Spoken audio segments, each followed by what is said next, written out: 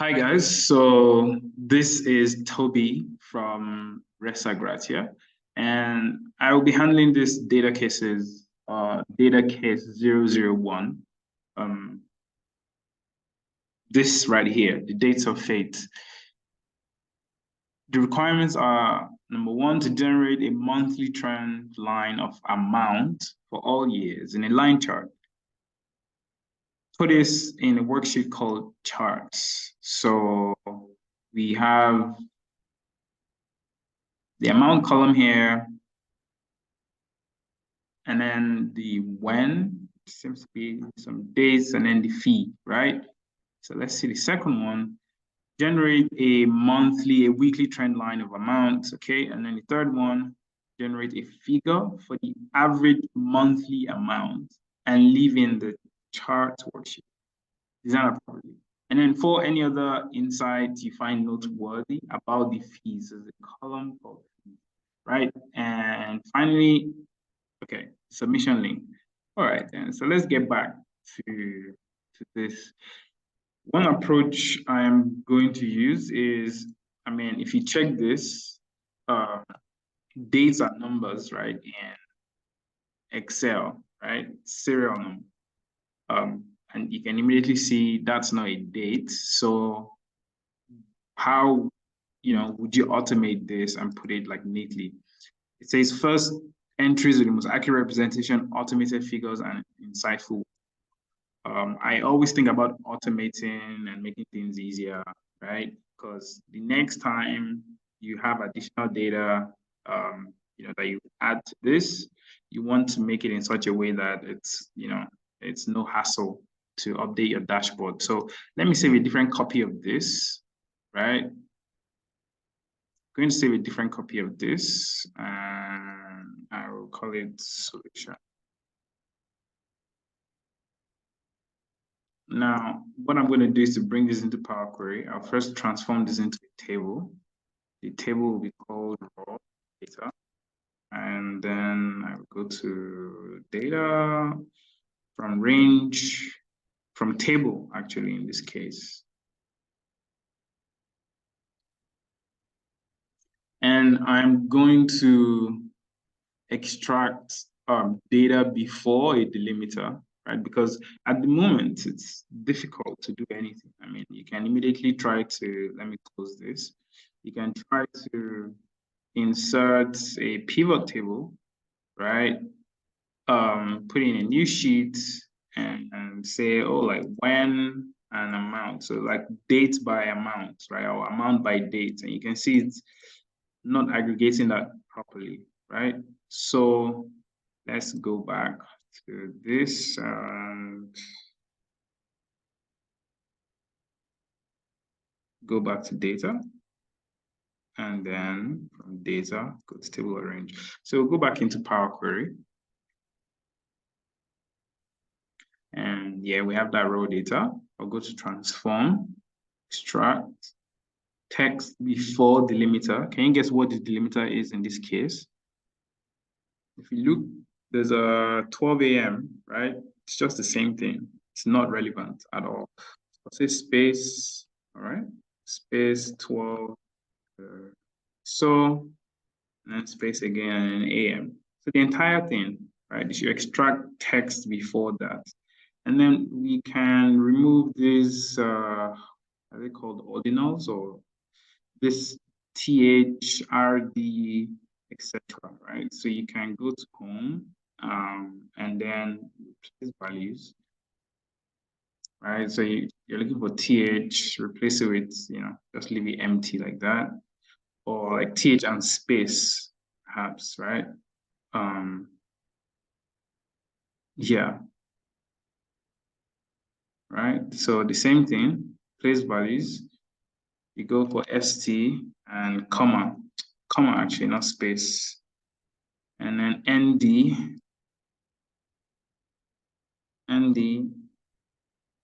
Anyone figure out the last one? RD. I think we have RD.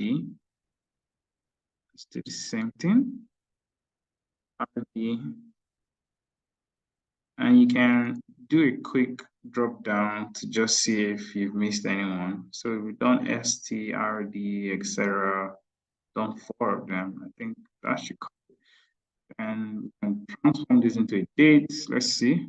So that looks all right. Amount is decimal, that's fine. Fee, those look all right. So I can come here, close and load.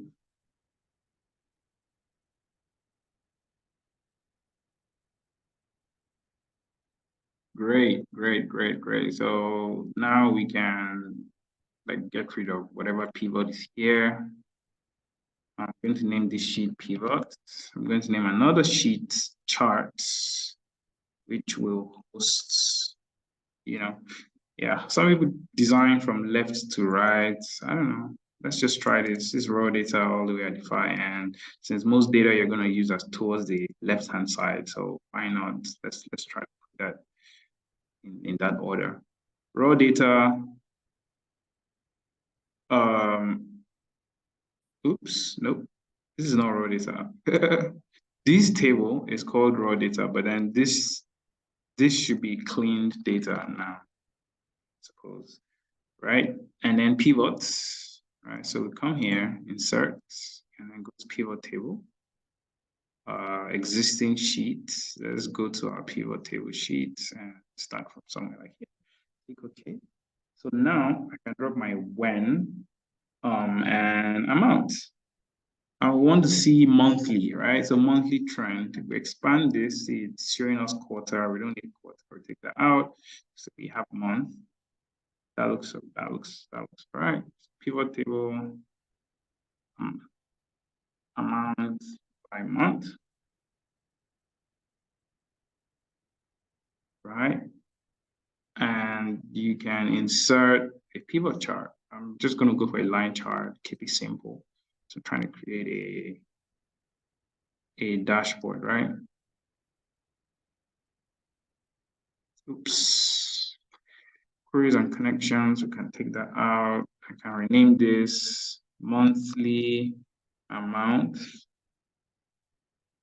I'm going to go for like the most basic chart, right? Delete this, and I'll cut this out. Control X, come here into charts and place it, right?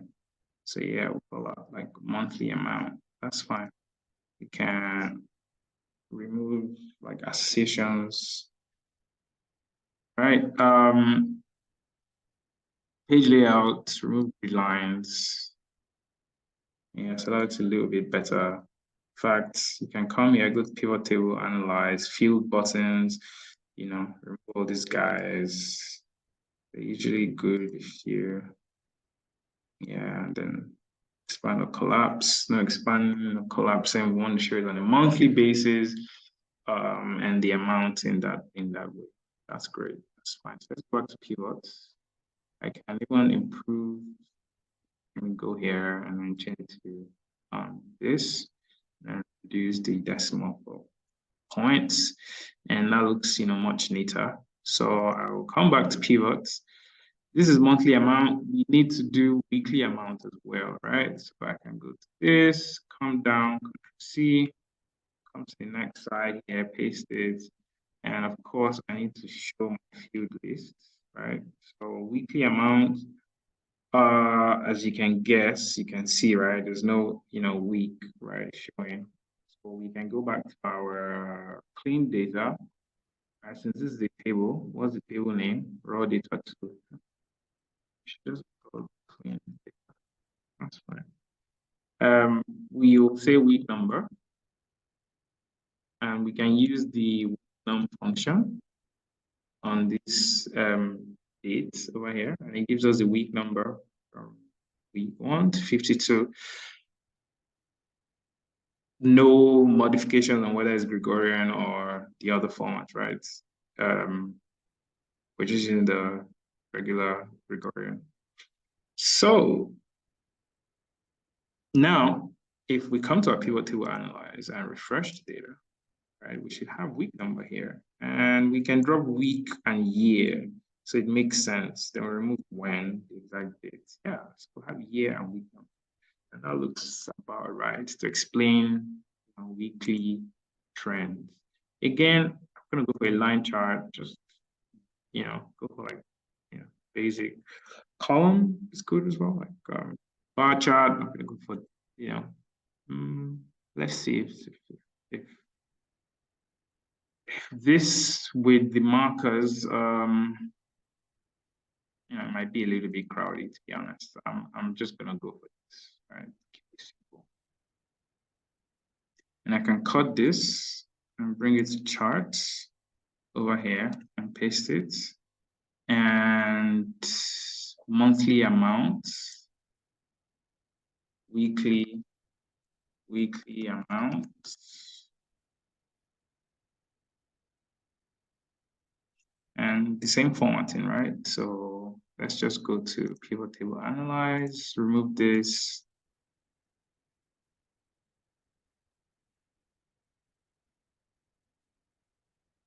Great, and you can remove this as well. So, you can sort of see the weekly trends. Actually, like this one that shows as monthly trends, might go to design and change the chart type to bar, right? You don't have as many of them. Right? I think it kind of looks good as a bar chart as well. Then the next question says, generate a figure for the average monthly amount and leave in a chart worksheet. Average monthly amount. So if you think about it, right, go to pivot. These are the monthly amounts, right?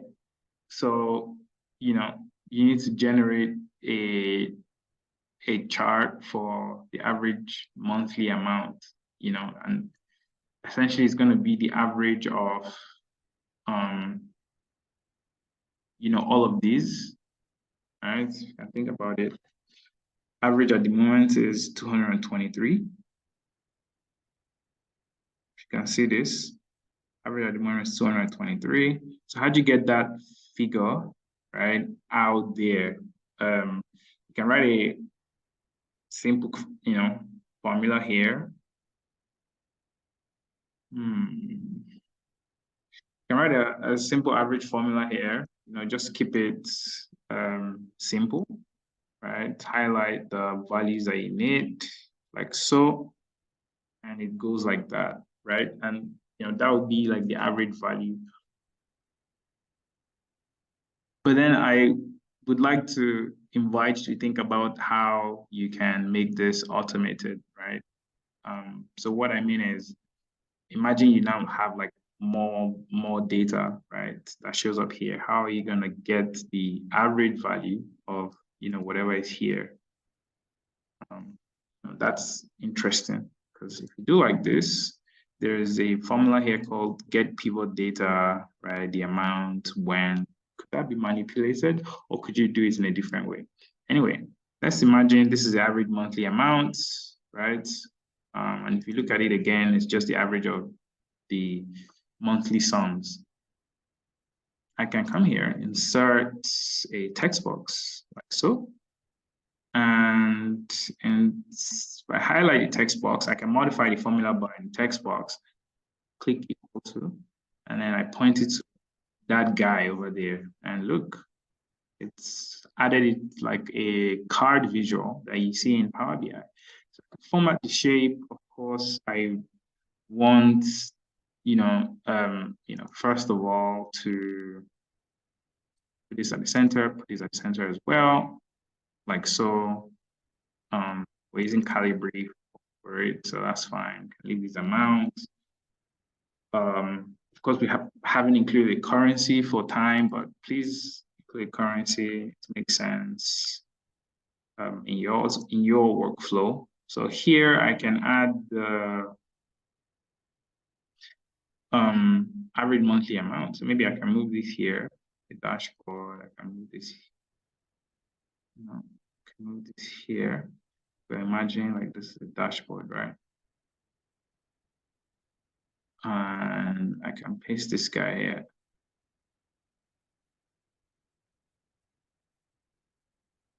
Oh, wow. It did not show. So equal to G3. It looks like it referenced this G3 here.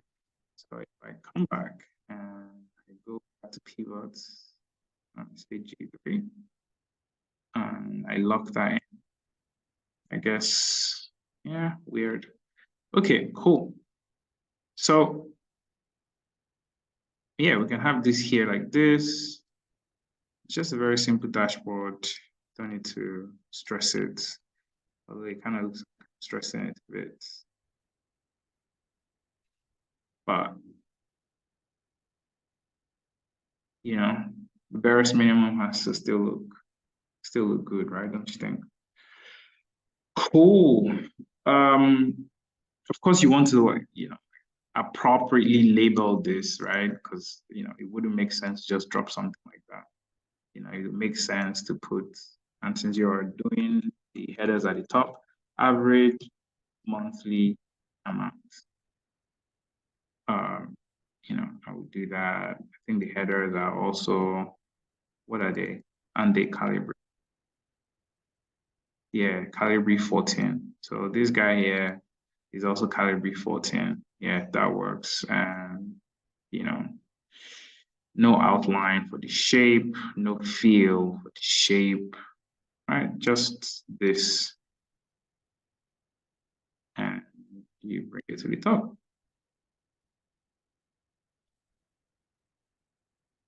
Expand this a bit. Because you want to build a really, really good dashboard, you want to ensure like the heights are all, the same and the spaces in between are the same as well. Anyway, that solves, all the questions on 1, 2, and 3. Any other insight you find noteworthy about the fees? I think of course, like you should also like add a header. Yeah. And you can just type a text.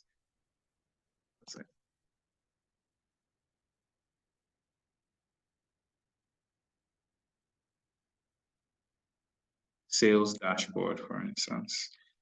And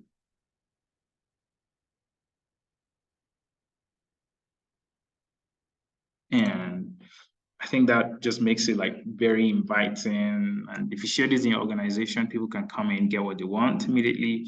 And that's really cool. Any other insight about the fees, right? You can think of these as like charges, etc. You would, as you do like for charges, I think something that could be nice to know is, hey, like what's the charge percentage? What's the fee percentage, right? Some fee percent, and you'll be checking what percent of the total amount the fee is, right? So the over amount. And, of course, if you change this to percent now, you'll see that that's just 2 or 3%. And you can expand this out like so. And one insight that could be useful is like it's like what's the average fee amount, right? What type of fees are you expecting from this transaction? So if you go into your pivot table, of course you can highlight this guy again and drop that pivot over here. And in here, let me refresh this data. So if I come to pivot table analyze and refresh, now I have my fee percent, right? So this has nothing to do with dates. I can simply drop the fee percent over here. So we see the individual values of the fee percent. Then we can drop like a count, right, of the transactions, right, at those specific fees. So we can come here, instead of summing the transactions, we can say, hey, count it instead, right? And let's see the most occurring fee. So, oh no, actually like sort by count. Right. So we see like most transactions, like 25 transactions, had like 2.9% fee.